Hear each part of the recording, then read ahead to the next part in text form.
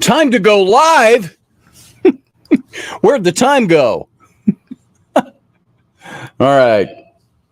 Let's see. Let's get that going. I got a headset here somewhere so I don't get the echo. Let's see what we got.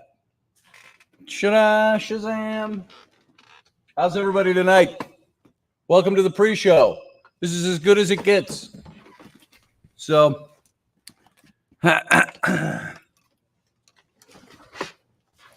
whew. Bang. And how much time we got? We got less than a minute. And we go live on air at Odyssey Radio. There we go. That's better. That look good to you all? All right. Remember, we're going to go dark in a few seconds. For a few seconds. And we'll be back live. So I'm going dark right now.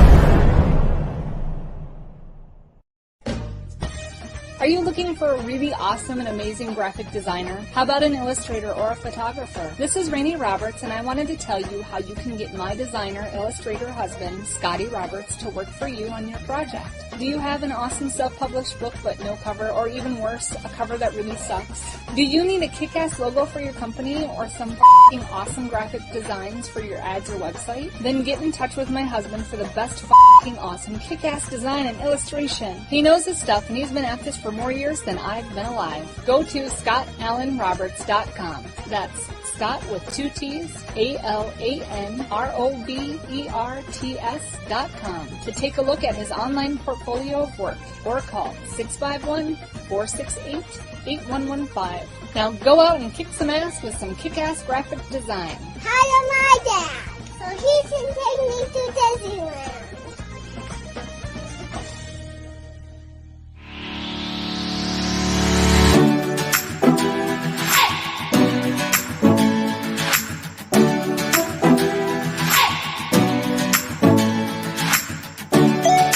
You're listening to the Intrepid radio program with Scotty Roberts.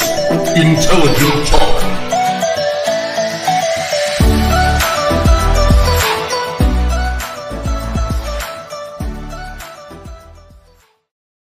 Everybody, welcome to the program. This is Scotty Roberts, Intelligent Talk, here on Odyssey Radio. And this is the Intrepid radio program at ODYSYradio.com. That's where you can hear the show in its audio format and see all the archives of all the other shows that we have done since we started on the new Odyssey Radio. And you can also go over to my YouTube channel, youtube.com/Scotty Roberts, to see the visual simulcast of this show. And so come on over. You can join the chat room over there with the fellow Intrepids. And you can also, by the way, go to Facebook, facebook.com/Odyssey Radio. And there you're going to find those two different places, YouTube, Facebook, the simulcast. I don't know what I was trying to say there, but it didn't come out right. So everybody, welcome to the program. Thanks for being here. I see everybody stacking up over in the chat room, and I see a bunch of listeners who are not in the chat room. So come on over. Audrey is over in the chat room as well. We haven't seen her for a while. She's got a conflicting schedule now, so it's good to see you here. And in all caps, hey, Sarah Nichols. Hey, Steve Clark. Hey, Barbie D. Hey, Matthew Sansbury. Hey, Matt Finn, Master Finn, and Morgan Snow. And all the other regulars that come on in. I don't know who else here. Lalanya and Barbie D. And that might be it for the moment. But there's a bunch of you over there. So welcome to the program. And I, as you can see, am back in the home studio back in Somerset. And so I've got my studio stuff is here now. And I'm all set up and ready to roll. And so it's good to see you all. And hey, John H.R. Piper over in the chat room. Good to see you as well. And glad that you're in here in Gaza Cav over in New Zealand. Or wait, yeah, it's New Zealand. Why am I mixing that up? Because I've only asked Gaza about 20 times, hey, are you in New Zealand or Australia? And he's told me 20 times. And now I'm going, in New Zealand, Australia?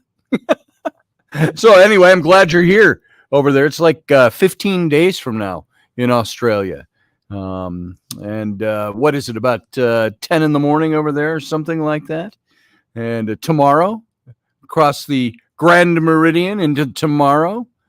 So, yes, there is time travel, ladies and gentlemen, and it is Gaza from over there in Aus Zealand. I can't remember where you're from. Which one of those 2 big islands it is. Yes, home again, jiggity jig, Lalanya. It's good to be home. It's always good to be up at Andy's. We had a good time. We did a lot of writing and getting his book put together. And so we had a very good time doing a lot of writing. And it's interesting with his book because there are moments that can come across a little sounding like this is my tell-all book about my family. And but those diminish really quickly because he's telling his story. And he's telling the story from the perspective of all the people around him. And it's not really hey, Niall Parkinson over in Ireland, good to see you. Steph Cuervo Queen has also joined us tonight in the chat room. And those of you listening on radio, you don't know what you're missing.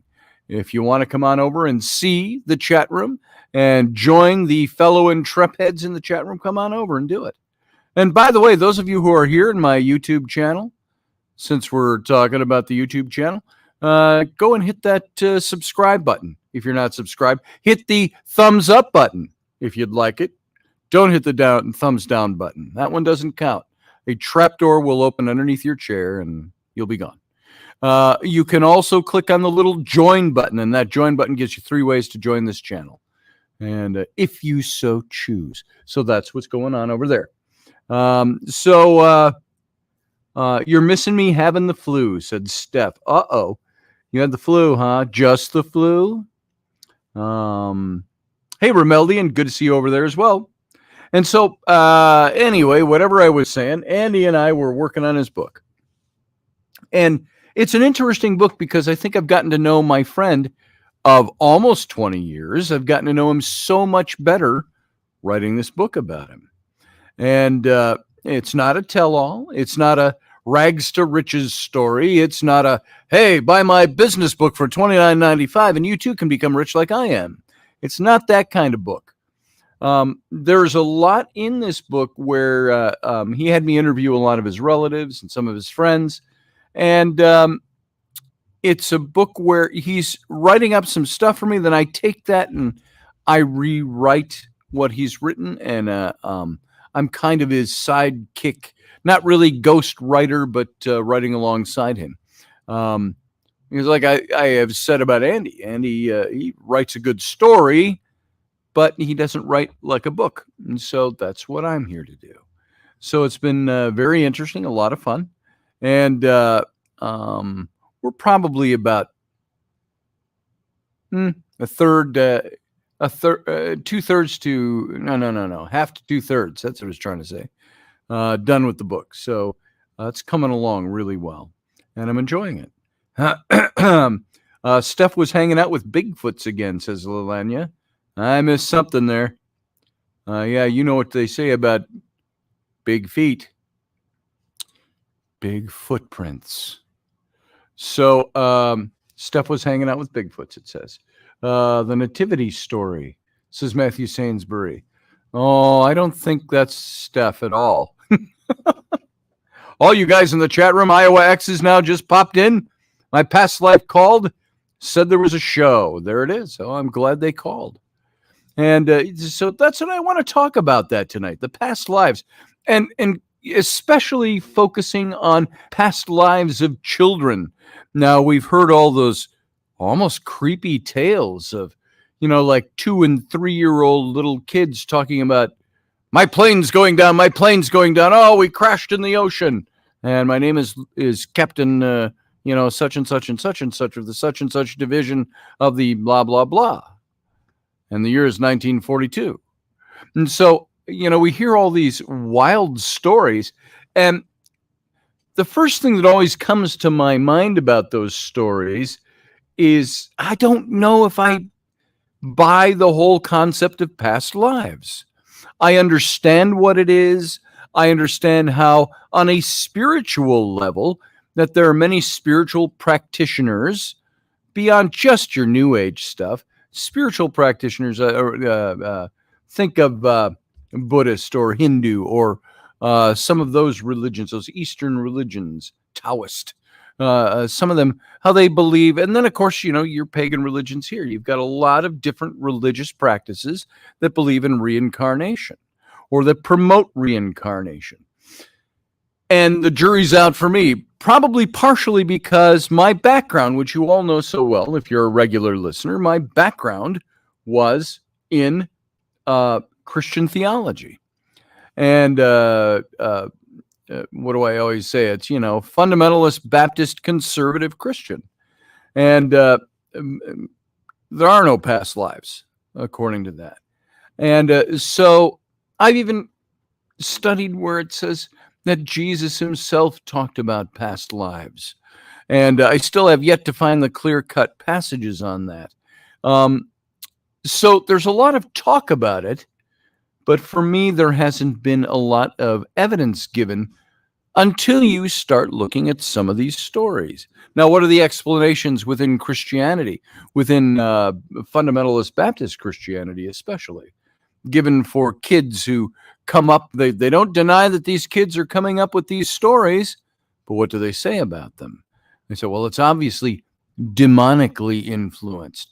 And it can only be demonically influenced because that is something that is meant to distract people's attention from God, which is what their job is.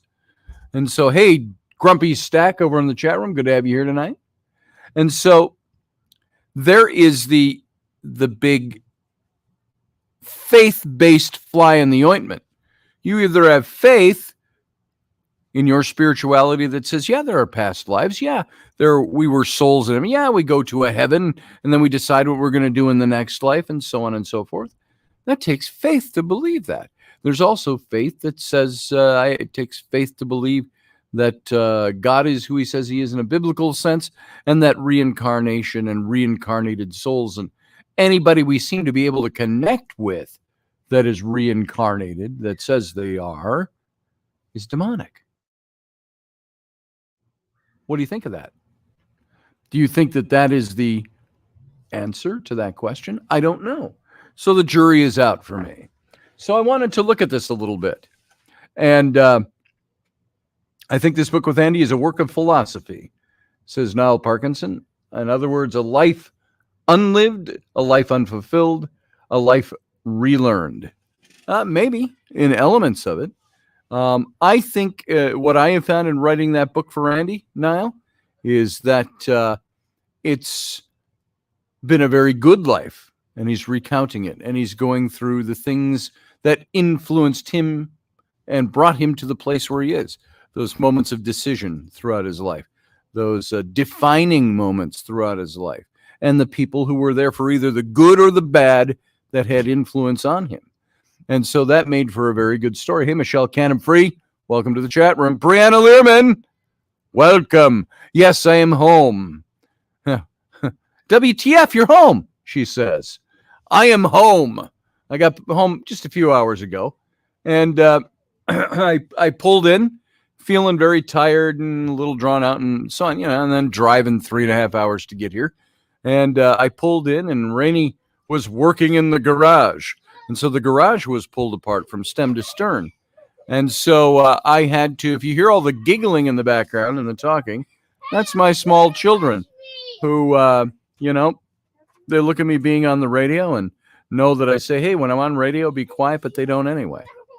And they have no concept of what I mean when I say be quiet while I'm doing radio. So there you go. Now, my wife can talk to me all she wants because she becomes part of the show. My kids become aggravating during a show, as much as I love them.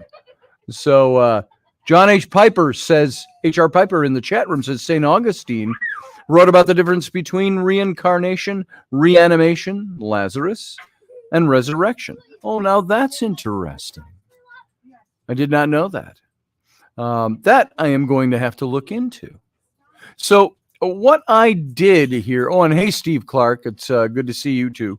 And hi, Ellery, there's my 7-year-old girl making her presence known because I didn't plug in my headset.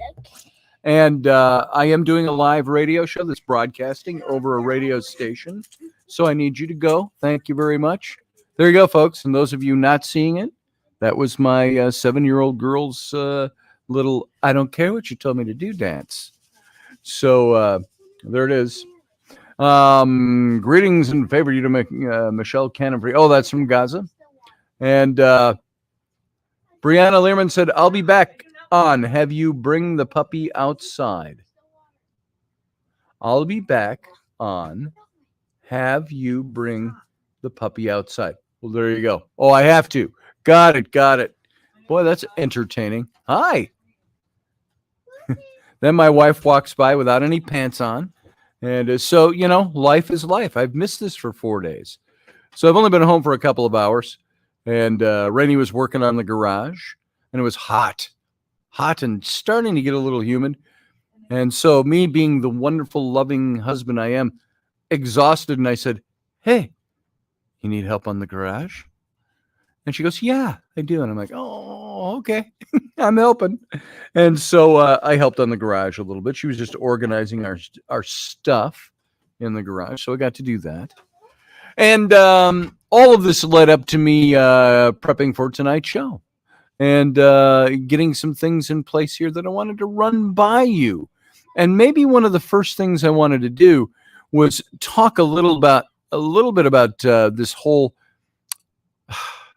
I can talk about some of the creepy factor of this, that kids who have lived lives before, what they come up with, tales that are told by children remembering past lives. I've got a list here of 30 parents who talk about the spooky past life memories that their kids have spoken about. And then just child reincarnation. And exploring these past life memories in young kids. Now, a division of the School of Medicine at the University of Virginia has conducted extensive research into the past life memories of children.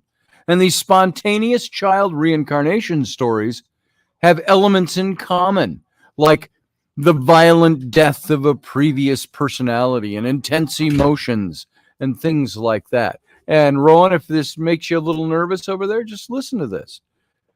Some critics use psychological explanations like false memories or cryptomnesia, M and N together there, cryptomnesia, to account for these children's recollections. And if a child begins telling stories of a past life, psychologists recommend that you listen calmly and you validate their experience. Now, validation doesn't necessarily mean you agree with what you're hearing or think it's true, but you validate that they are thinking that it's true. So imagine that you have a 2-year-old daughter.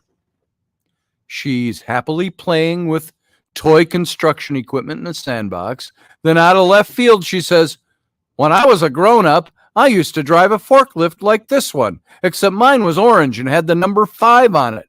Once I had an accident in my warehouse and I got a bad boo-boo. Right here. And then she casually holds up her hand to display her odd birthmark, which resembles a scar.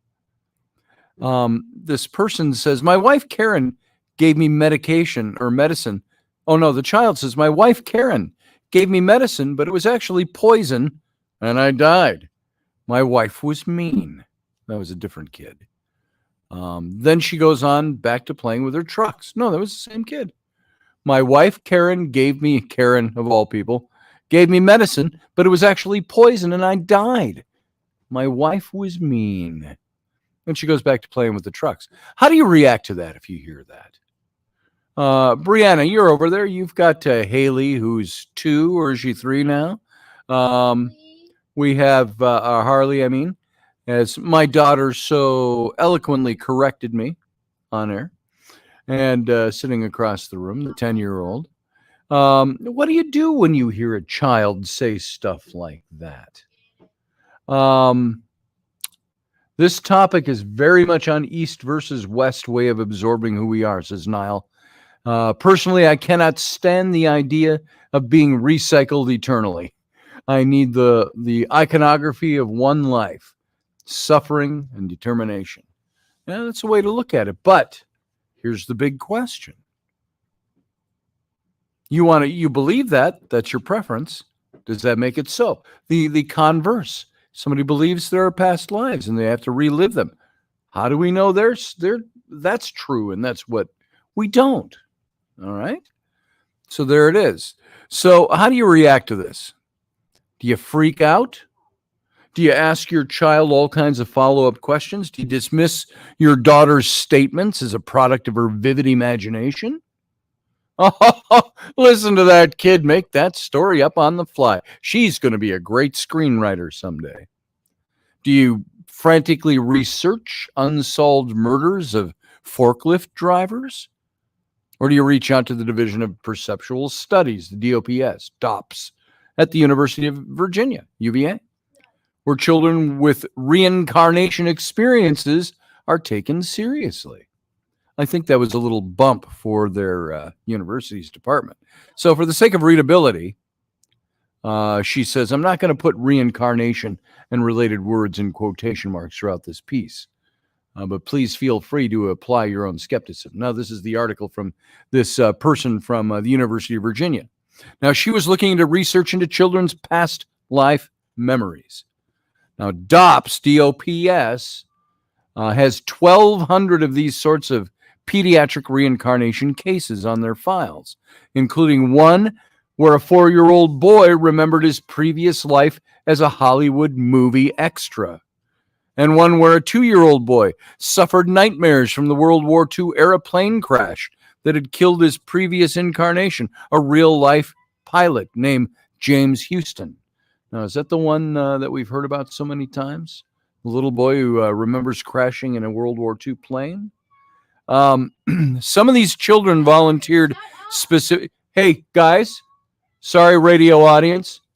I need you to turn whatever that is off, and I need you to be quiet and not yell at each other and bicker on the radio. Do you understand that?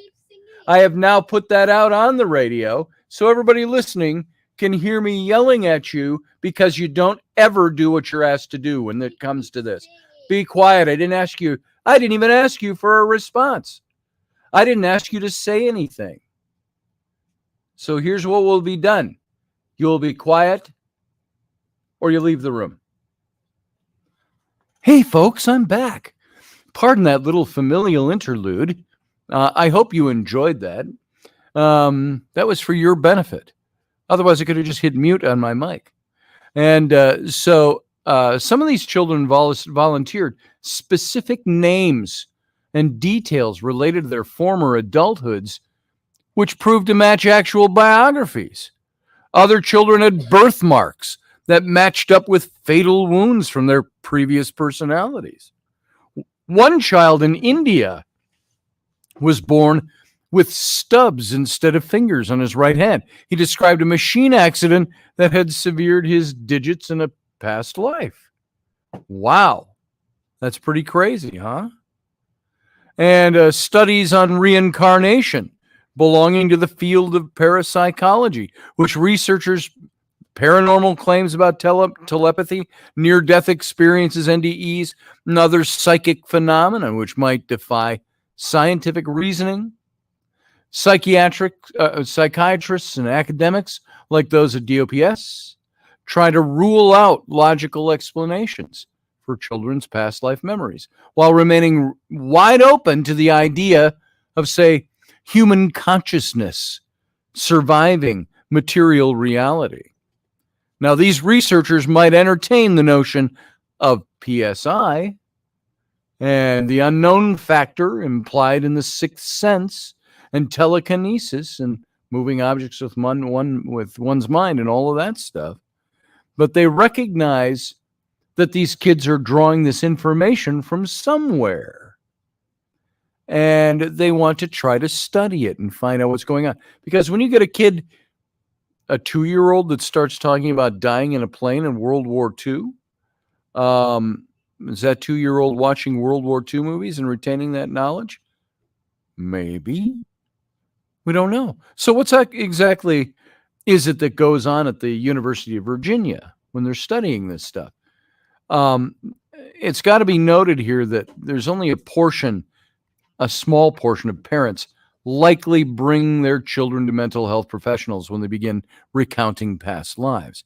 But for the children who were interviewed by clinicians like the late Dr. Ian Stevenson and Dr. Jim Tucker, the current director of DOPS, the stories are remarkably similar.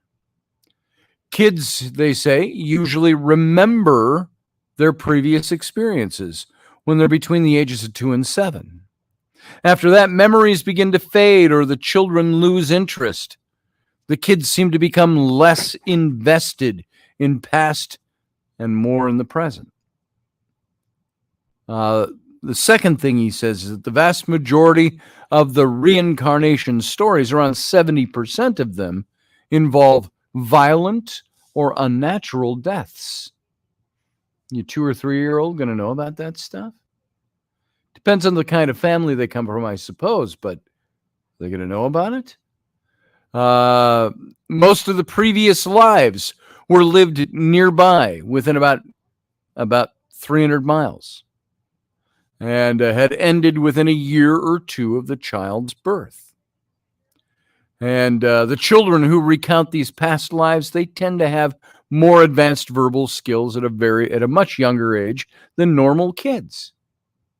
So the children might experience heightened emotions like longing for their former families, phobias relating to their past experiences, or anger at their murderers.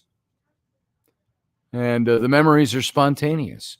They're awakened when the child sees something that they recognize and can verbalize the recollection. It's like they're playing with toy trucks. Say, I used to drive a truck once. And so children who report memories of past lives, they often live in countries like India, Sri Lanka, Lebanon, which all share cultural beliefs about reincarnation. But American parents with no pre-existing beliefs about reincarnation have also brought their children to the paranormal researchers at DOPS.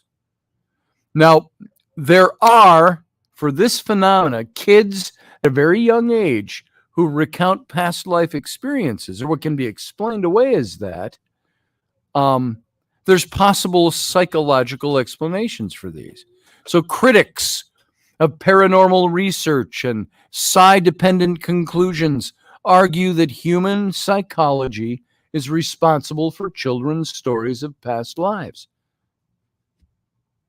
Can I help you? No, I'm just looking for something. Okay. That's not distracting at all. So they might blame the following things. 1, false memories. The children are remembering something that actually didn't happen. So they're kind of making it up. They're having memories of something that didn't take place. Is that actually a memory then? Or is it just a kid's imagination? So that's one of them. Cryptomnesia. The children are remembering something they'd once been told and forgotten, which they now recognize as new.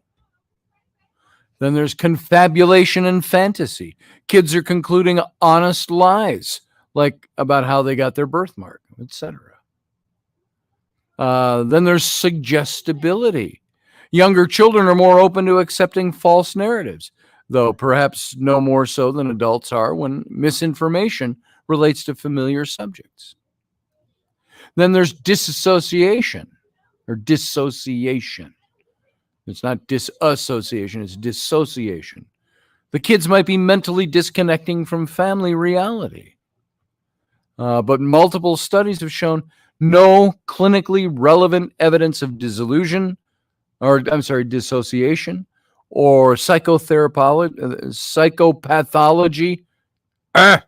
Sometimes I twist up my own words. In children who remember past lives. Another possibility is they're attention seeking. One study showed that reincarnated, quote unquote, reincarnated children had higher attention seeking scores. And then they also say one of the ways you could look at it is exaggerated credit, meaning the families credit the children with more knowledge than they actually demonstrated, which is a possibility. Niall Parkinson.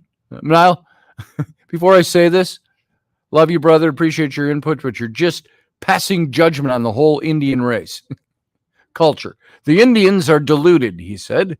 We're talking about mania. Now, the same people who decide to hold their arms above their heads until they wither away. Yeah, there are some people that do that. I don't know any Indians that have done that, however.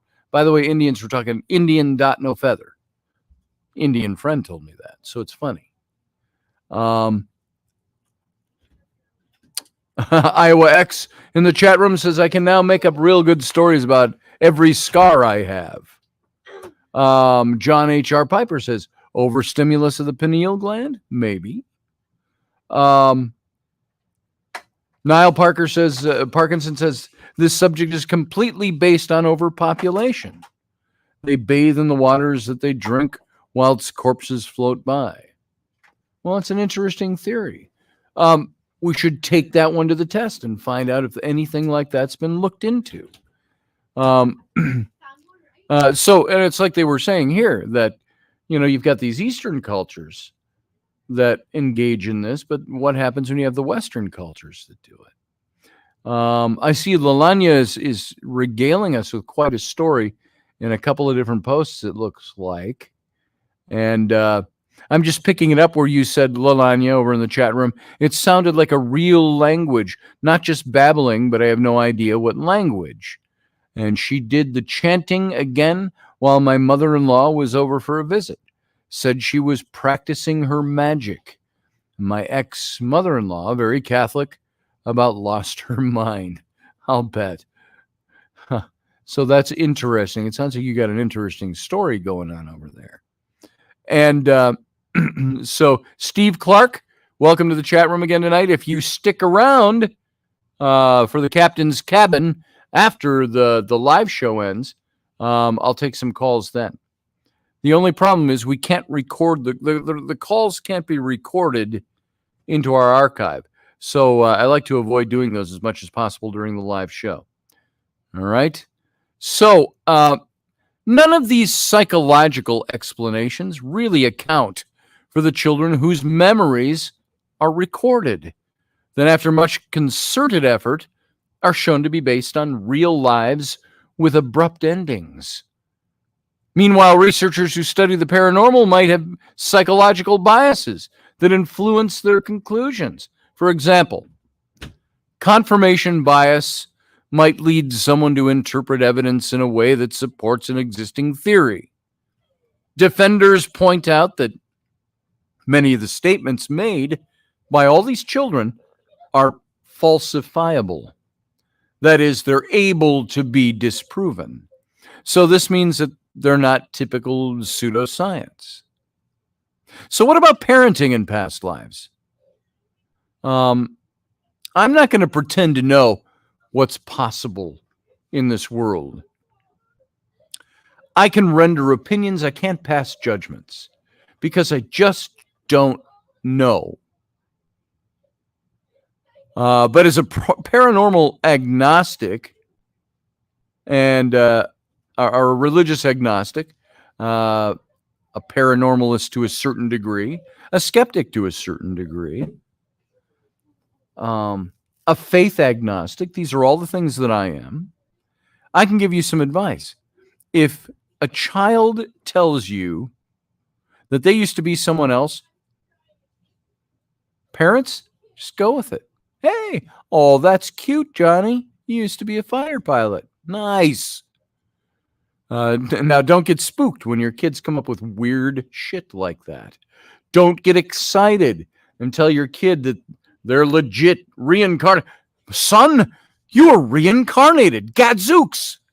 Don't do that either. Just listen to their stories. But try not to react too extreme in either direction. Now, I'm talking to you like this comes along every day, so I'm going to give you some advice about how to handle this when you see it happen. I'm not so much that as saying to you, you know what? You can listen to your kids, talk to them, and see what they have to say. So, there's still all kinds of screaming going on here. I'm sorry you're going to have to hear that. I am at home. That's just the way it is here. Some nights, not every night, but now that summer's coming, it's probably going to happen more often. So pardon the screaming you're hearing in the background. So it's important that parents remain calm and that they allow their child to describe what they're experiencing. Listen to the stories, but try not to react too much in either direction. There's a resident in counseling at ThriveWorks in Colorado Springs, Colorado. You can listen to who said Chelsea Wages is her name. She's a resident in counseling. And, sorry, distracted. And Wages said if you dismiss a child's spiritual experience, you risk causing children to internalize their experiences, which might mean they're going to be more reticent about opening up in the future. We know that already in other types of things. If you close down a child or don't believe a child, guffaw and scoff at that was scoff and guffaw put together, at your child's stories like this, they might not open up to you. They might close down on any other topic as well, by the way. So usually these sweet little reincarnated kids, they go right back to playing with their trucks until they make another memory association. So if a child seems frightened or traumatized, then by all means contact a psychiatric person, psychologist, so that they can, I'd call Sarah Soderlin and ask her, so they can work through their feelings. To paraphrase Jacqueline D. Woolley, who is a psychology professor at the University of Texas, Austin, who studies fantasy-related distinctions in children, she said, you want to work with the emotion, not the past life. So when they talk about these things, if you got somebody talking about past lives, you deal with the child's emotions rather than the story itself.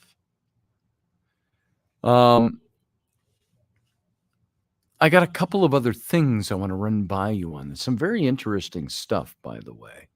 Let's see. I got this one that talks about some of these in-depth stories.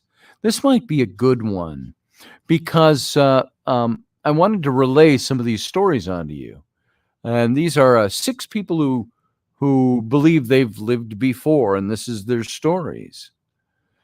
Professor Jim Tucker thinks that past lives are possible.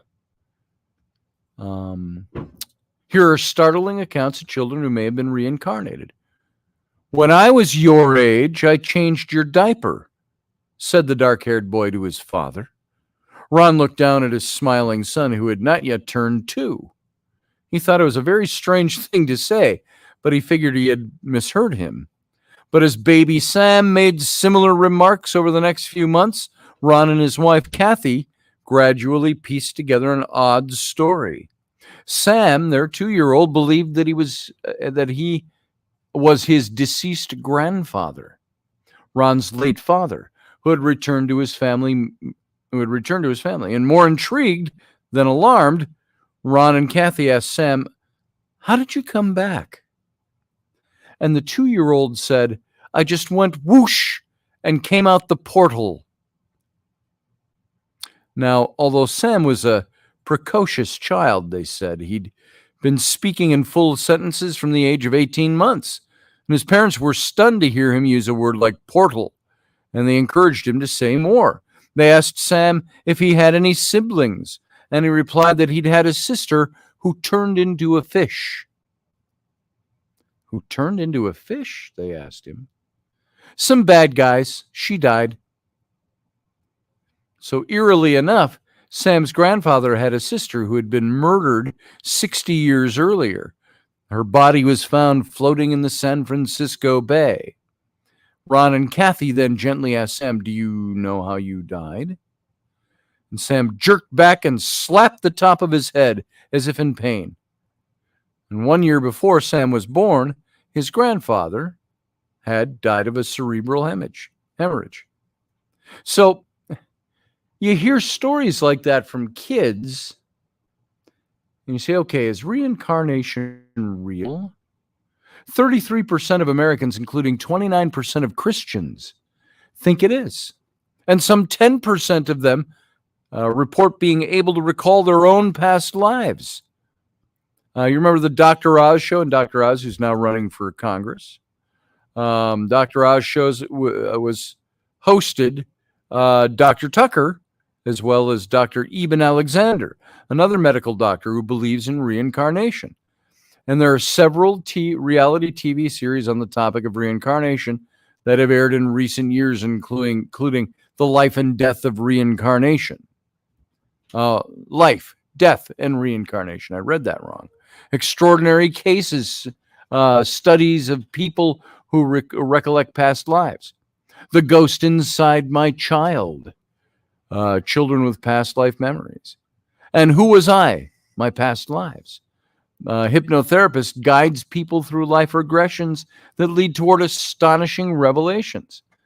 And these are some of the signs that you may have lived a past life. Why is this fascination?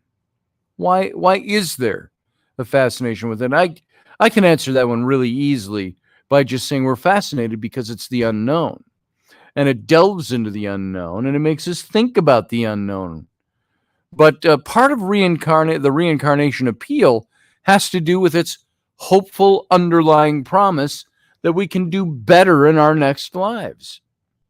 So in a way, it's also promising the same kind of thing that we get when we have a promise of heaven.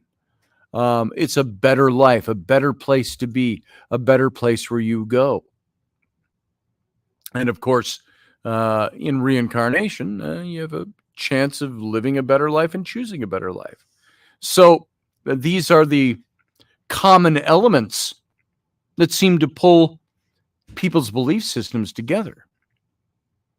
So with reincarnation, there's always another opportunity, explains Stafford Betty, professor of religious studies at California State University, Bakersfield, and the author of The Afterlife Unveiled. The universe takes on a merciful hue. It's a great improvement over the doctrine of eternal hell, he says. So, that right there says to me that somebody is looking for something that might be different than, say, what he heard in Christianity. And so, it's different forms of very similar belief systems with all the facts in different places in different order. Niall says reincarnation is so stupid as a concept. No, it's not. I heartily disagree with you, Niall. It's another faith element. Is hell stupid in its composition as heaven? Maybe not to people who grew up in Christianity. So I don't think it's a stupid concept. If I came back as a snake, will it take 300 years before I grow legs? I don't know. I'm not sure which faith believes in the reincarnating as lesser forms of animals. I lived a bad life, so I'm going to come back as a gnat, which only has a lifespan of about an hour. So by the way, when you see swarms of gnats and they're there 2 hours later, that's a whole new swarm of gnats. So I don't think it's a stupid concept. I think it's one that is governed by different dictates of theology. And is it real? I don't know. It's a field filled with, there's a lot of people that say reincarnation has no credence. It's regarded as a field that's filled with charlatans, scams, tall tales of having once been royalty or things like that. So reincarnation is an intriguing psychological phenomenon, I think. But I think it's far more likely that such apparent memories are, in fact, false memories, rather than acute, accurate memories of events that were experienced in a past life. And I say that only because I have no way of qualifying what's been said. About the only way you can qualify it is if a kid spouts out something and you check the names and the dates and the things like that and they line up, you got to slap your forehead and say, where did he get that information? John H.R. Piper in the chat room says, what about Christians who believe in eating flesh and drinking blood? Transubstantiation in the Catholic Church during communion. There's that as well. Is it a stupid concept? Maybe from my point of view, just like Niall's point of view about reincarnation. But I happen to not believe that transubstantiation is a real thing. But I'm not Catholic. So Romeldian says reincarnation and incarnation allows to take responsible of our day-to-day action and clearing our own name. That's an interesting concept. What if your name doesn't need clearing? It brings up, Romeldian, all kinds of questions. I'm not mocking your response. I'm just saying all kinds of questions come out of all the different facets of these things. For more than 45 years, a team at the Division of Perceptual Studies at the University of Virginia has been collecting stories of people who can recall their past lives. And if the professors determine that there's some merit to those memories, their findings will call into question the idea that our humanity ends with our death. So you had famous believers in this, by the way. One of the most amazing and wonderful discoveries about reincarnation is finding the large number of famous intellectuals and writers in the Western world who have expressed a belief in reincarnation in their writings. That was Anna Jaffrin, who wrote for the Edgar Cayce Association for Research and Enlightenment. And these include such fine minds as inventor Thomas Edison, who Jaffrin quotes as having said, "The only survival I can conceive is to start a new Earth cycle again." And then there's the automobile industry pioneer Henry Ford, who told the San Francisco Examiner in 1928 why he had adopted the theory of reincarnation when he was 26. And he said this, he said, "Work is futile if we cannot utilize the experience we collect in one life in the next. When I discovered reincarnation, it was as if I had found a universal plan," says Ford. "Time was no longer limited. The discovery of reincarnation put my mind at ease." Wouldn't that be like somebody in Christianity who would say, discovering that there is a heaven and an afterlife where God loves me and Jesus paid the price so I could go there makes me feel absolutely at peace and ease.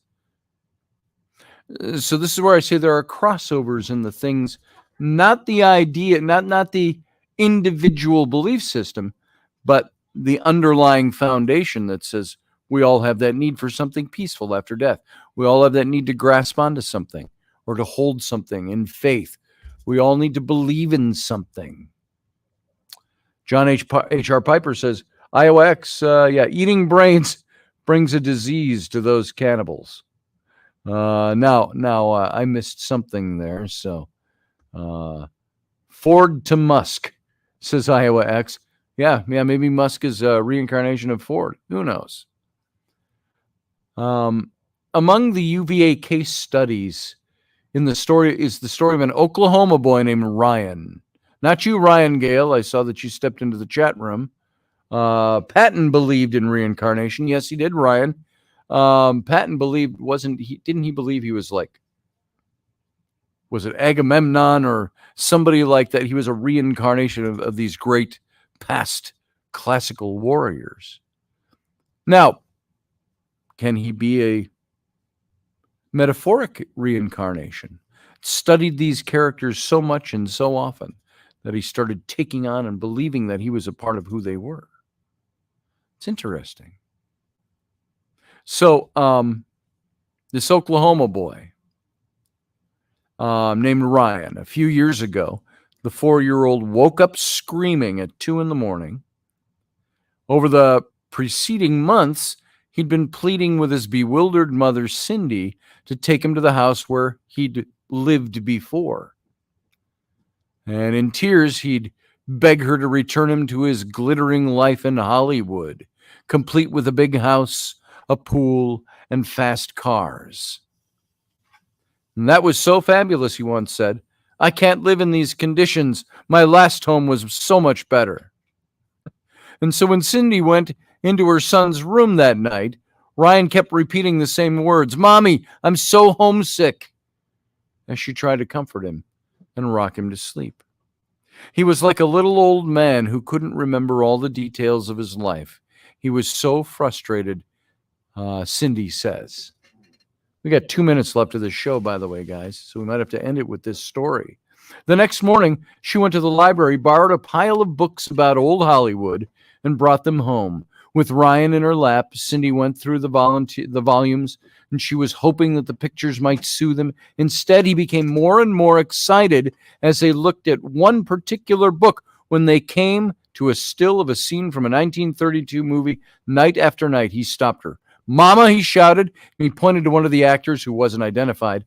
That guy's me, the old me, he said to her. I was shocked, Cindy admits. I never thought that we'd find the person he thought he was. But she was equally relieved. Ryan had talked about this other life and been so unhappy, and now we had something to go on. And although neither Cindy nor her husband believed in reincarnation, she went back to the library the next day and checked out a book about children who possessed memories of their past and their past lives. And at the end of it was a note from the author, Professor Jim Tucker, MD, saying that he wanted to hear from the parents of kids with similar stories. And Cindy sat down to write him a letter.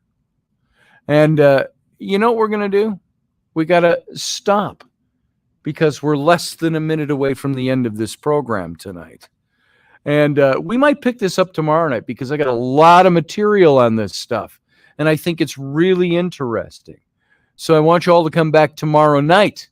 And we're going to talk about this stuff again. We're going to continue on with this topic on reincarnation and child reincarnation. But in the meantime, stick around. We're going to go off the air on the radio station, and we'll be right back here for the Captain's Cabin. So you know what? Live long and prosper.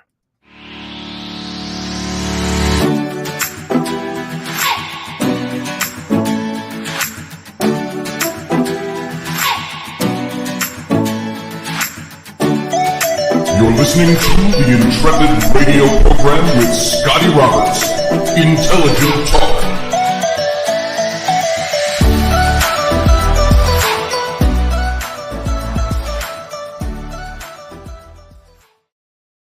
I sometimes really hate that time limit because I come up against it. So what do you guys think of that topic? I think it's very interesting. And hi, Ro. I'm here. You coming to say hi? Yes. Why, what is that thing you have in your hand? What does it look like? Oh, it looks like a pipe. That's one damn big. Let me see that for a second. It's not a pipe. Dad! That's the wrong way. Oh. It's not even done. So that can you way. play that yet? It has to be retuned. but- Yeah. Can't you tune it? No, Oh. I'm not that smart. No, Yeah, you are. You just don't know how to do it yet. That was amazing. Barbara D says, I can't see another me running around before me. LOL. Ah, nice.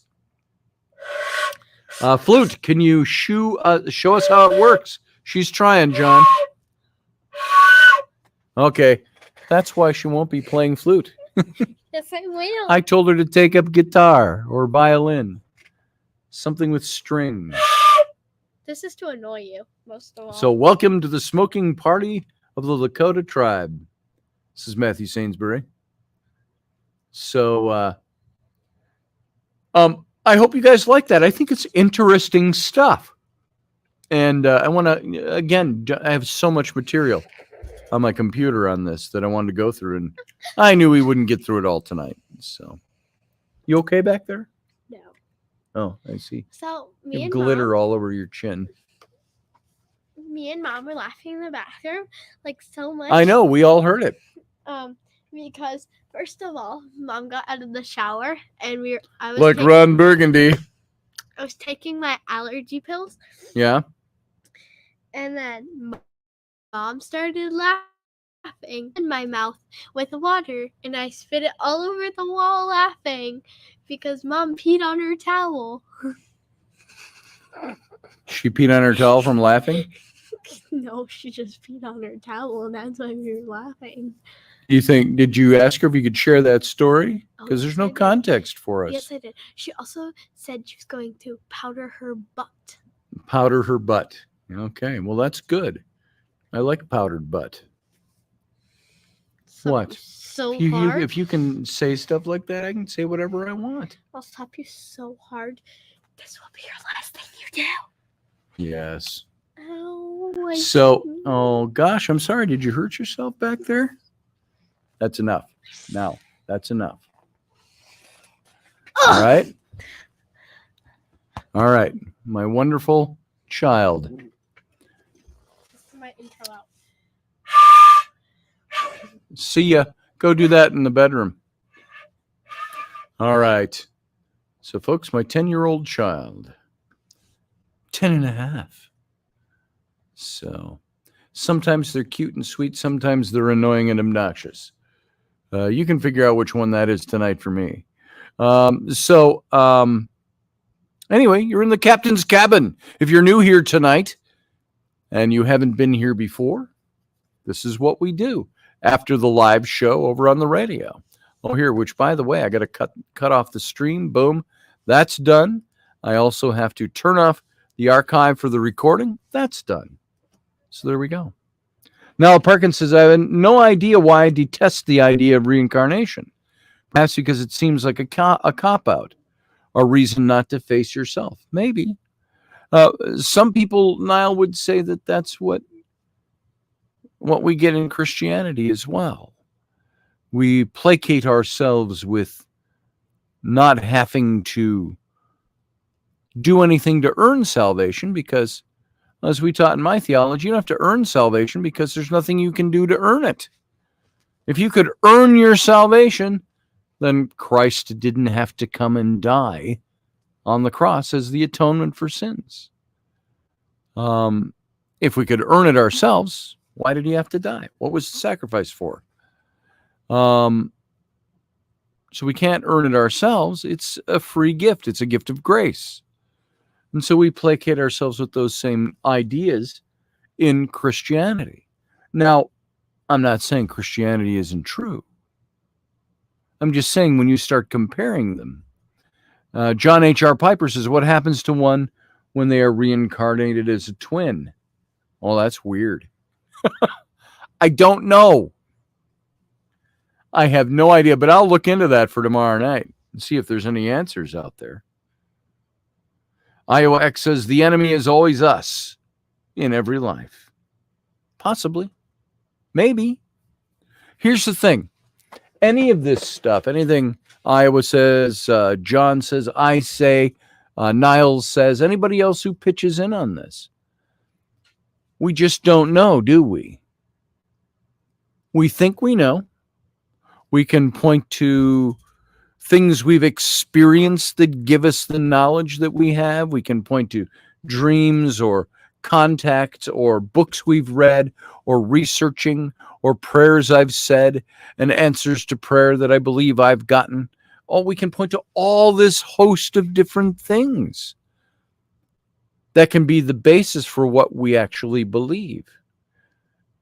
Well, we end up believing. And for me, the jury's out on a lot of things because we just don't know. There is no qualifier. The qualifier could be, well, does it match up to the Word of God? Well, yeah, but how do we know the Word of God is the actual plumb line like it calls itself? We don't for sure. We believe those things with faith. It gets it back into that same old argument about faith versus knowledge. God wants everybody to believe. But there is so little we have to go on that's solid information. So there's that. David Castle says, Niall Parkinson, Intergalactics here again last night. Oh, I got your pictures, David Castle. I glanced through them and I didn't have a chance to dig into them. And then I was on the road today getting back here. So I didn't get a chance to dig into those. I'm going to because they look very intriguing. Told them you still needed the probing.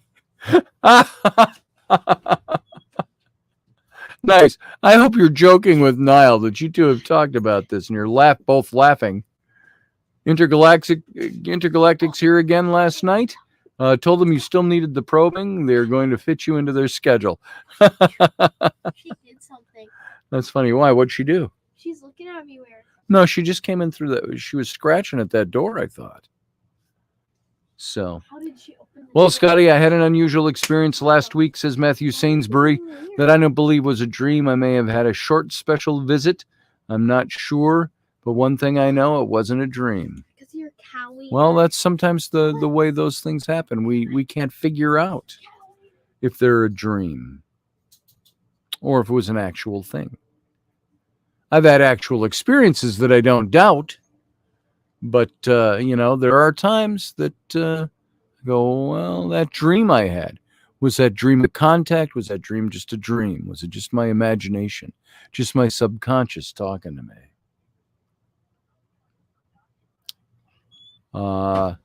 Syrians, maybe, says Remeldian. Remeldian, not sure. Syrians, maybe. So you're being serious, David. I thought you were joking with Niall. So, Barbie D, that was Rowan that time. That's my 10-year-old. Ellery's my 7-year-old. And she's over there somewhere. Hey, Ellery! See if she comes out. If she heard me. So,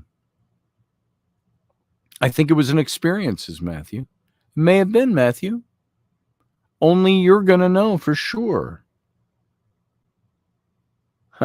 Beam up Scotty and back to my home planet, says Remeldian. Iowa X says, I had a dream about cheerleaders. I woke up with a football. Wow.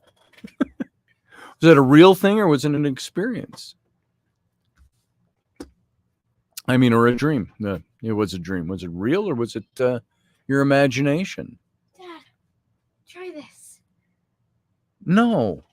I bit it. It tastes like beef jerky. It's good. You can eat it. Go ahead.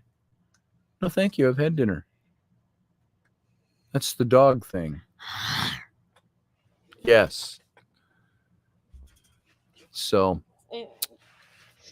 there you go. You can go to bed and chew that as long as you want tonight. It'll whiten your teeth. So I hear. And clean them. But this won't take away old age. Probably not. It'll probably make me older real quick. You're already too old. Yeah. In some respects, you're right. Already too old. Okay. I still need to be 26. I gotta go give Lucy her cow I should be wiener. younger than your mom for a change. Lucy, you want your cow wiener? Children. So, Sean Stroik, how you doing? Good to see you. Is all that we see or seem but a dream within a dream? Edgar Allan Poe. Maybe. We don't know. That's like somebody nowadays saying, Are we just really, is the sky just the top of the test tube? We all ask the same things. Niall says past lives regression, reincarnation tend to be lumped in with the paranormal. Therefore, it's weakened by that aspect alone. Well, who puts it there? Is it weakened because somebody places it in the category, or is it weakened before it gets placed in the category? If it's the same thing, in or out of the category. I once was a witch on trial at Salem. I was hung, says Niall Parkinson. No. Now, are you saying that or using that as an example? That this is what some of these people said. So the paranormal, is it lumped in with the paranormal because of what it is, or is it what it is because it's lumped into the paranormal? There's the question.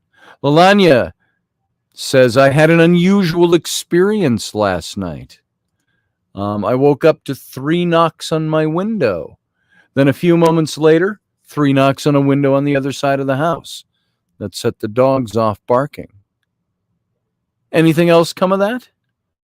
Or is it just the knocks that you experienced? That could be a little disturbing. Were they loud knocks? Were they soft knocks? Regular metered knocks, 1, 2, 3. That'd be interesting. Tell us a little bit more about that. That's unnerving from last night, you say. That's very recent, isn't it?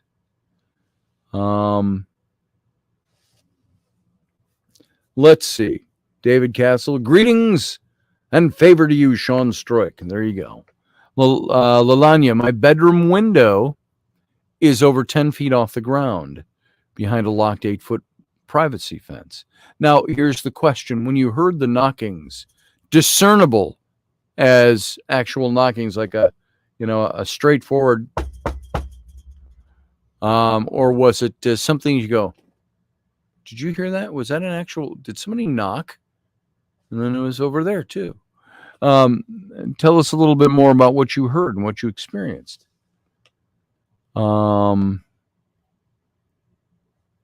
Let's see. Melania, regular knocks, she says. So no guy holding a boombox over his head in the yard, says Iowa X. I think that guy could be arrested nowadays. Good night, Romeldian. Nice to see you. Thanks for being here.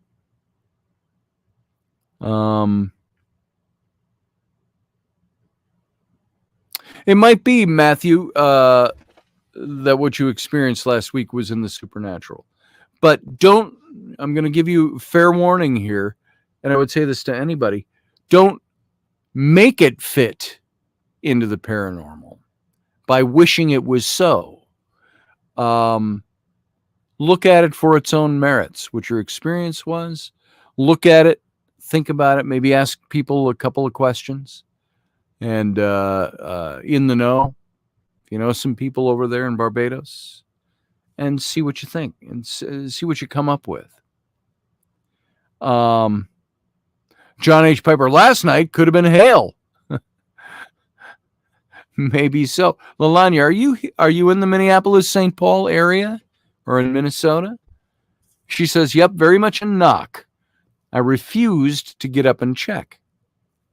Did you say, no, I don't know. I don't want to say this if you're not. Are you married? Did you say you talked to your husband about this? Did I extrapolate that from somebody else's post or something else I'm thinking of?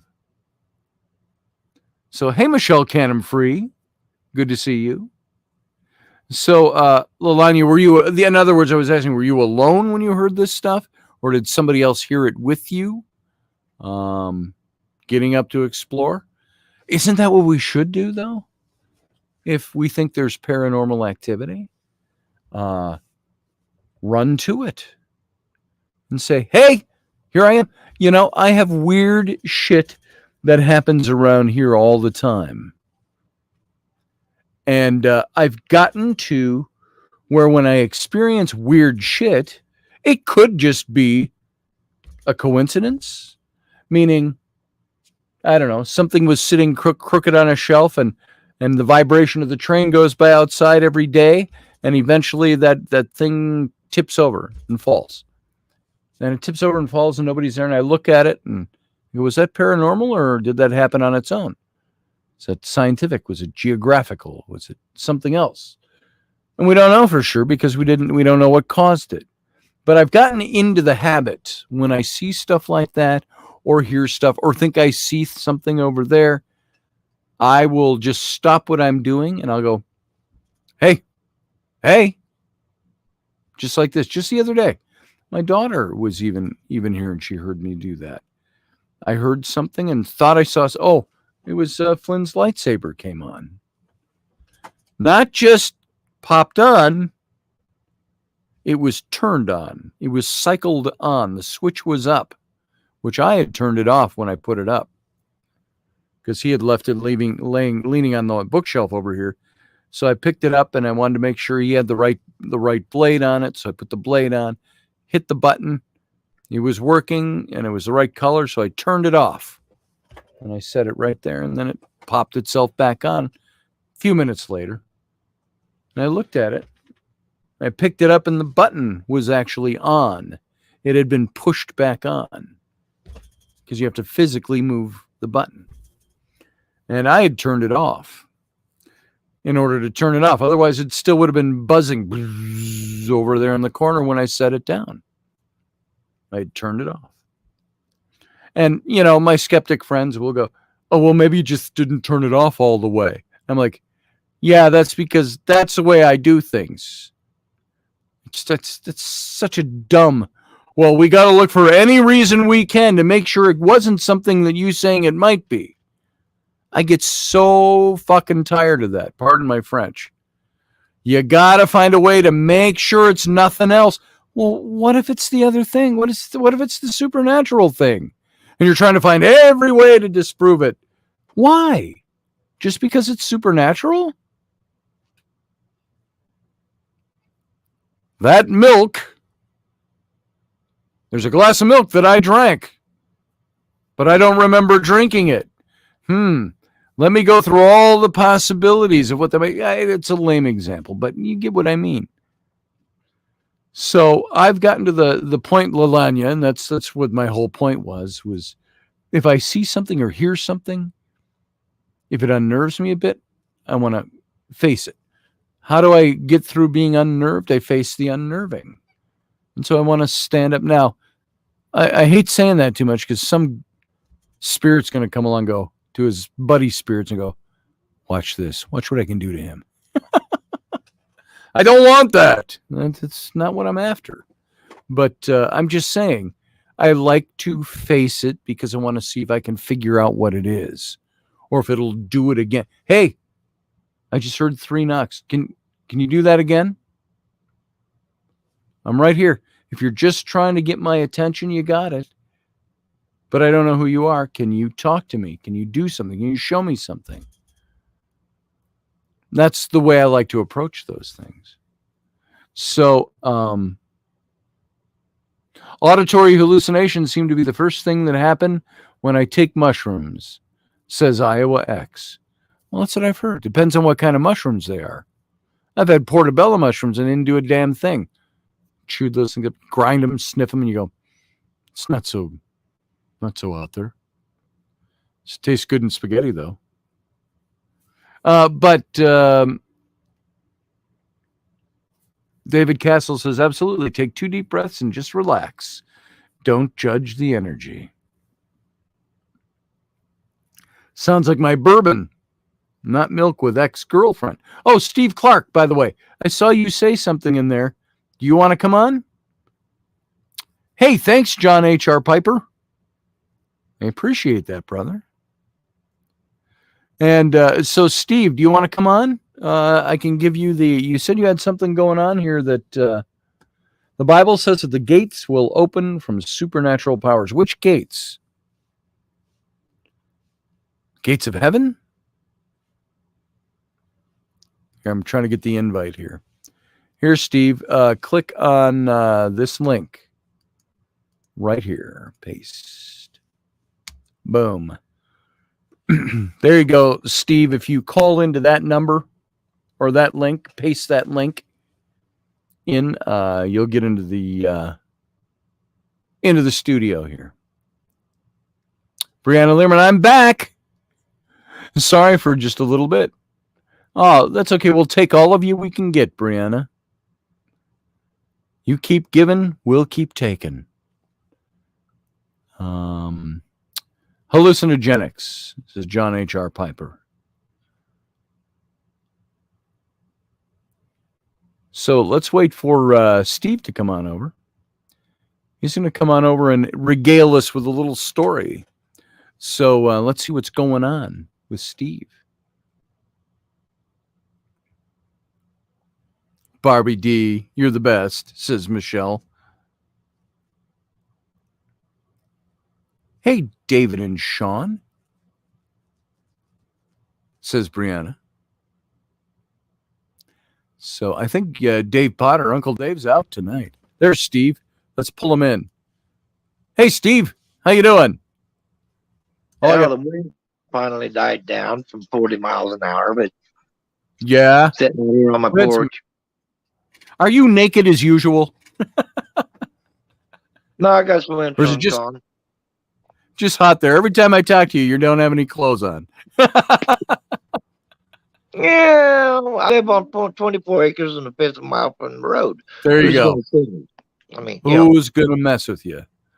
So tell us your story. What's going on? Well, it was my oldest godson lived in West Virginia out of a small town of Dorothy. And he was just old enough where babies start talking. Okay.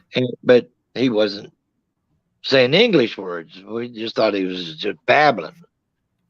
And we went to a town, I think it was Beckley, West Virginia, and we was in a store, and he was babbling, and I was pushing the cart, and turned to look at something on the shelf, and this woman comes up and starts talking to my godson. And I could understand a little bit what she was saying. She was speaking German. And I looked at her and I said, "Do you know what he's saying?" And she goes, "Well, yeah." I go, "What?" He's speaking old German. Oh. And they carried on a conversation. Wow. And I only took German in high school. None of his parents, grandparents, or any of his aunts and uncles spoke German, and no one in that town that they lived in spoke German. Wow. So, was he reincarnated from a German? And he was how old, your godson? About 2 or 3 years old. Wow. And nobody in the family spoke German like that? Nope. They didn't even take German in high school. That's crazy. Dave Potter, or Iowa asked, Amish? Pennsylvania Deutsch? No, they are, he was raised in Ohio, and she was raised in Ohio. Yeah. And then the folks moved to West Virginia. They was raised around Sandusky. Let me address something that Niall asked. You say maybe ghosts are too busy, spirits too busy to mess with a lightsaber, toy lightsaber. Well, maybe they are. Maybe they're too busy to knock on walls. Maybe they're too busy to turn on your light switch, or move something in the cupboard or knock a cup off the countertop. I've got a strange story to tell you on that. Hang on to that thought for a second, Steve, because I think if a spirit is trying to get your attention in some way, and that's the only way they can manifest, what's wrong with turning on a lightsaber switch? What's wrong with, I don't know, turning on a radio or a television or knocking on a wall or opening a door or whatever it might be? I think, Niall, as banal or silly as it might seem to you or I, well, what's a ghost want to mess with a lightsaber, a toy lightsaber at that? Well, gets your attention, which it did. But I don't know that it was a ghost. Steve, what's yours? I had an electric operated radio, not plugged in, Mm-hmm. This happened here at this house, which part of it was built in 1890. And I was laying in bed one night, and it was in the living room. The radio was not plugged in, no batteries for it at all. And I was laying in bed, and I kept hearing music playing real soft. And I started looking around trying to find it. And that radio playing music from the 1940s. Wow. Wow. Now, on a cruise to Mexico back in '08, I was sitting on deck 9, and we hadn't left port yet. And this young lady and her parents walked on to the deck Mm-hmm. across the ship. I was on the starboard side, and she was wearing a white dress. And I looked, and I knew her from somewhere. I got to talking to her and her folks, and she asked me if I knew her from somewhere. And I said, well, I can't think of anywhere. And we got to talking, and she mentioned something. I looked at her kind of funny. She said, "You've been there before?" And I go, "No." And then we was talking a little bit. She brought up Excuse me. said that she had been in a restaurant there. And I go, And it clicked. And I'd never been in that town, but I knew the restaurant she was talking about. And it was not one of these famous restaurants. And we talked, her and her folks, and I talked quite a bit of while we was on the cruise. Wow. Wow. So, but there again, also, Nile, about ghosts. 50s and 60s. TVs didn't have a remote. The remote was a kid. Hey, get up, turn the channel, True. turn the volume down. The kids were the remote. I was not the only one that it happened to. I was by myself and it came on and it shut off by itself. It changed channels. My whole family was there and it changed channels. We had a piano. There was not a player piano that you put the piece in there and it'd scroll and play the piano. The piano even played by itself.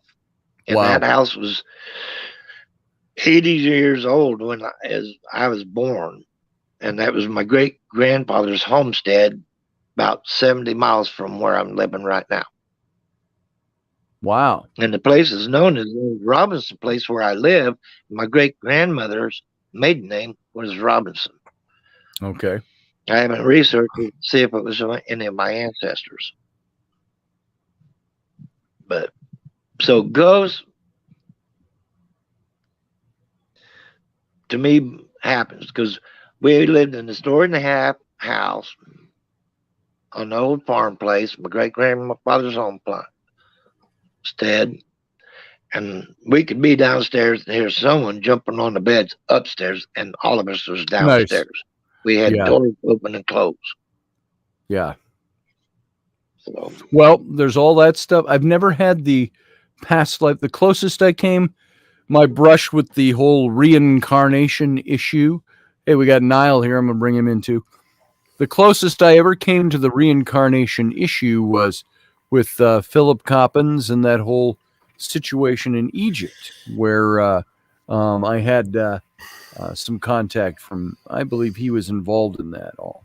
So it was very interesting stuff. How you doing tonight, Niall?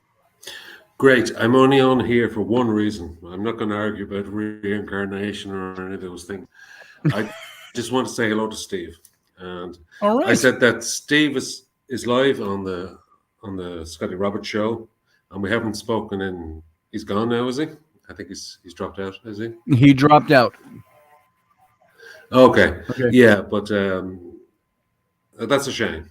Maybe he might reconnect. Maybe he'll call back. We've been trying to. We actually fell out over, as usual with me. Had an argument with him, and we fell out. And he's been trying to get in touch with me via Facebook, but he doesn't understand how to do that. And we've kind of gone back. And I said, "Oh wow, if Scotty gets him live tonight, I'll just come on and say hello to Steve." Because all right. I know Steve from he's from already Kansas. he's gone. Just looking for something. He's here. gone. Yeah. Two. Yeah. Huh. Okay. Well, thanks for stopping in. Well, Glad you're here. I'm not sure. Maybe I should stop out again, because I actually just came on to say hello to Steve. Yeah, And the yeah. instant I came on, he dropped out. Maybe it's because he saw me coming on. I have no idea. But, I don't know. I doubt it, because we've been trying to reach out to each other for a while. So okay, good.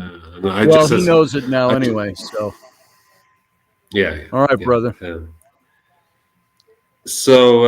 Okay. Will I go? Yeah, I'll let you go. We'll talk. Just stick around. Okay. We'll see. Maybe you'll both come on again. Okay. All right, brother. Take care. You have a good morning over there in Ireland. All right, that was Niall. So, I saw something. Oh, Lelania said if I come back as a ghost, I'm playing with all the lightsabers. Boom. There you go.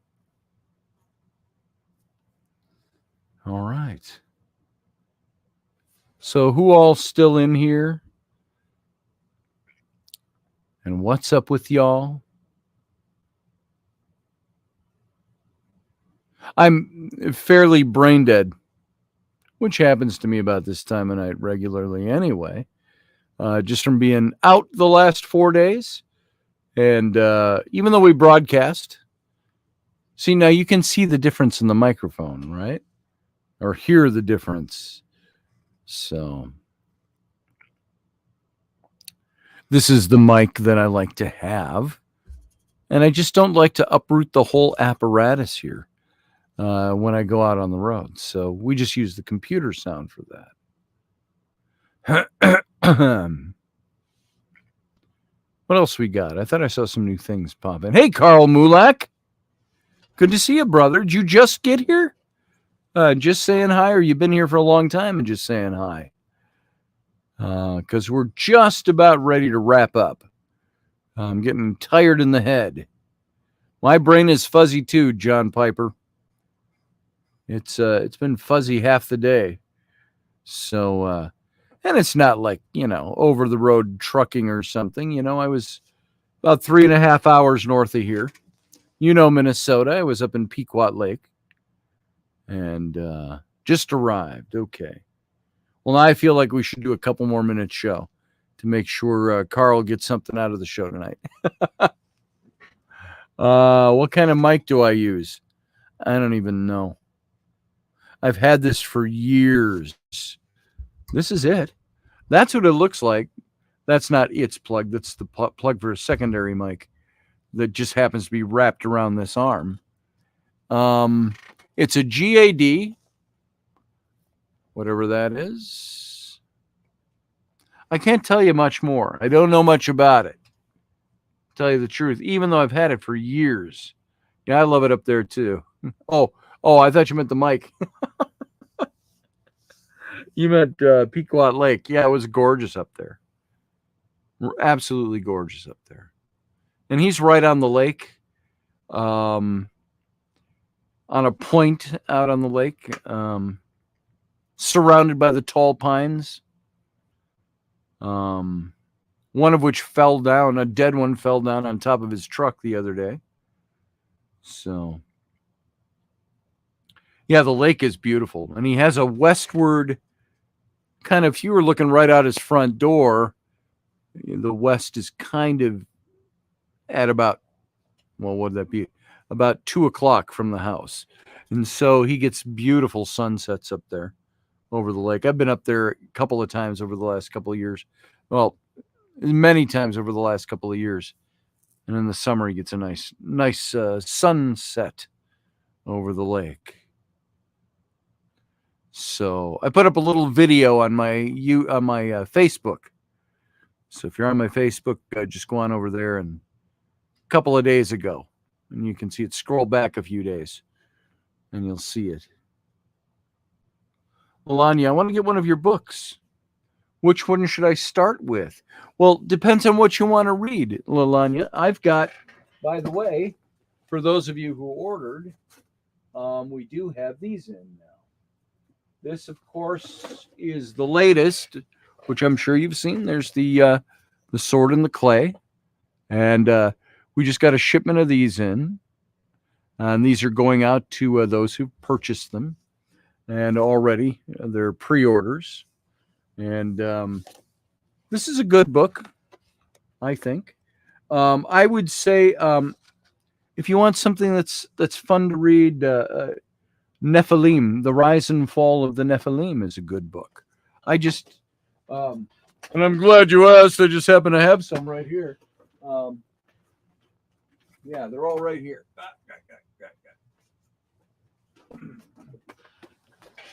I just happen to have these all sitting out on my shelf right there. And so there's The Rise and Fall of the Nephilim. I'm glad you asked, Lelania, which one of my books you'd like to read first. Let's see. Let's see if I have any around. Oh, look, they happen to be right here. So we've got The Rise and Fall of the Nephilim. And this is, this is, I think, my favorite book. This is the one that's had the longest legs of any of the books I've written for New Page Books. This came out in 2012, and they've been really on me to do a new edition of this, which would be pretty simple, another chapter or two and a couple of revisions and things, and a new cover and stuff like that. And they want to do this one. You got it as an ebook. Thank you. Did you get it as an audio book? There's a I don't know who the voice talent is off the top of my head, but he does a really good job reading the book. Then there's this one, The Reptilians. I kind of did these to be a little bit of a set, and you can see just kind of the way they look. My publisher, when Nephilim came out, I was hoping it was doing well enough to be asked to write another book, and they came to me almost right away and said, well, what do you want to do for your next book? I said, well, then, and we went through topics, and this was the topic that came up. So the Reptilians book. And then, of course, probably, I'd say Nephilim is my favorite because it was my first. But then my next best favorite is the book I did with John Ward, the Exodus Reality. And this one's slightly longer. I think these are Reptilians is like, well, there you get the idea. They're not much different, but you can see this one's a little longer. It's full of pictures. This is one of my favorites because it's got all the visuals in it, and it's got the color sections in it. They gave me an option to do such and so or a color section. So there's 2 color sections of photos from John's and my trip when we were recounting all the places for our different candidates for Moses. And you can see some of the, well, like here, that's John and I at Karnak Temple. And a couple of other great, this is my favorite shot of John and I all together. This one along the bottom that jumps the gap on the pages. We're walking down the Isle of Sphinxes in Luxor. And this is a roadway that goes straight 3.5 miles south to the gates from Luxor Temple that you see in the background there, all the way to Karnak Temple, 3.5 miles down, and it's lined with sphinxes on both sides, all the way down. And they've been excavating that for years. And then there, of course, is John and I making mud bricks, stuff like that. So, there's a lot of great pictures, and there's a lot of black and white pictures throughout the whole book. There's like 100 pictures in the book, and and the color section. So this was a favorite because it was a favorite topic of mine. So the Exodus Reality, you can get that one. And these are all available. If you go to my website, scottallenroberts.com, go to the bottom of any one of the pages there. There's links to where all these books are on Amazon and stuff, and you can get them. Or if you want the Sword in Clay, just go to theswordintheclay.com. And you can see all there is to see about that book. So there you go, Lalanya. You asked me a simple question. There it was. He didn't interview any of the reptilians that I knew when he did the book, said Dave Potter. No, I didn't. I could have. I had that one conversation with that one woman. So it was, she was an interesting woman. So what do I got? Reading is hard. Hope they have lots of pictures. They do, Iowa X. They do. Lots of pictures in the books. And of course, Iowa, if you haven't picked up The Sword and the Clay, you can see this is a rather thin book. It's 73 pages of text, about 83 pages long, but it's got nice, big, beautiful color pictures in it. See, like those. So if I can catch the light right, and this is a fun story. It's only about 8,000 words, which is about 1/10 the size of those two books. So that's what Sword and the Clay looks like. And it's fully illustrated. If you've been paying attention to this show at all in the last 2-3 months, as we were putting this together, it's nice to see it in print. So there you go. So that's a good book, I think. For it's easy reading. It's light reading for the most part.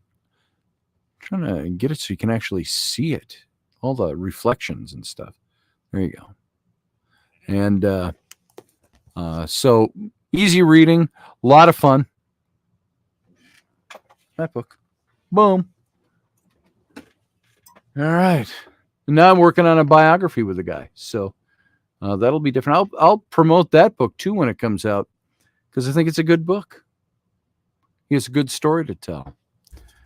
Melania says, thank you. I accidentally ended up on another Scott. Oh, that's because I only have one L in my middle name. Here it is.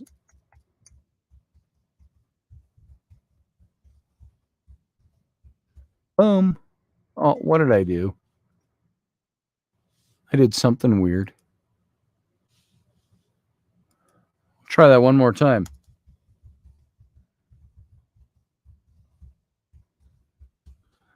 Here's my website.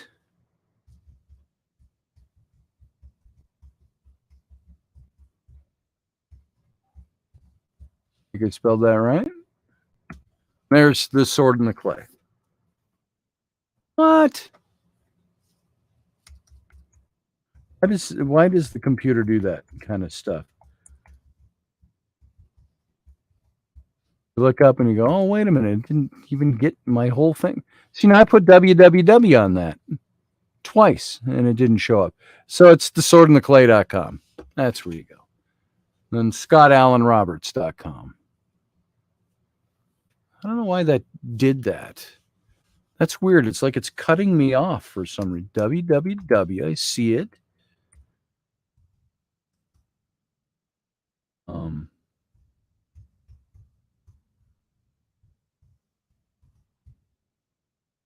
All there now. Boom. There it is. There's the full link. So there you go. Roger Rabbit, good to see you, brother. You're off to bed. Eyes are getting heavy. Have a good night, everyone. Mine are too. I got to get out of here pretty quick, too. YouTube sabotage, says Field Guy. Has to be. And Dave will post an update on the fairy forest tomorrow. And I thought you had a big one today. All right, guys. Well, everybody. When I'm in bookstores, I have to tell them I'm the Catholic John Piper, not the Baptist John Piper.